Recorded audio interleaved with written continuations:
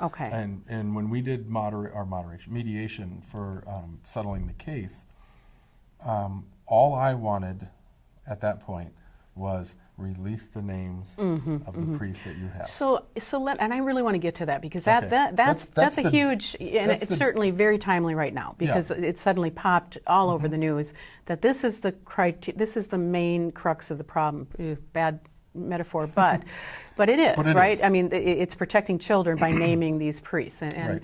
and what we know from Jeffrey Anderson, the attorney, who's helped Jim and so many other cases of priest sex abuse, is that there apparently is a list of known and acknowledged priest pedophiles that the Archdiocese has. And so what Jim was trying to do is, and many others, in fact, have tried to as well, get the Archdiocese of Minneapolis and St. Paul to release those names so that communities and churches could know if there was a priest pedophile amongst them and could take measures to protect their children or their community.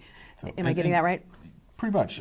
St. Paul, Minneapolis St. Paul Diocese has a list, and Winona has a list. Right. And those were the two dioceses involved in my case.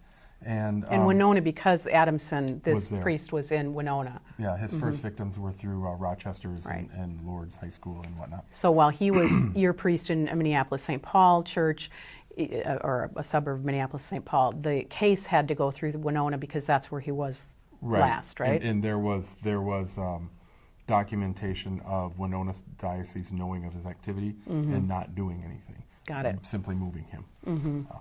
So during the course of my case, this list became known through disclosure, and then their side had a gag order put on it and sealed it. So Jeff Anderson does have a copy of the list. He's seen it, but he's sealed by the court, and the church certainly does not want it out. And the words that they use are, and this is the church's language, is credibly accused. So these are, and I cannot remember the So they acknowledge that these are credibly accused priest pedophiles. Correct.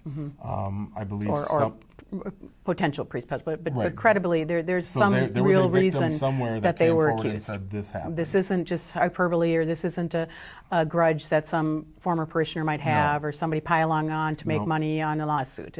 These are acknowledged priests that had acknowledged issues with pedophilia. And so for the church who downplays everything to acknowledge that, It's in my enormous. opinion, they've reached the appropriate threshold.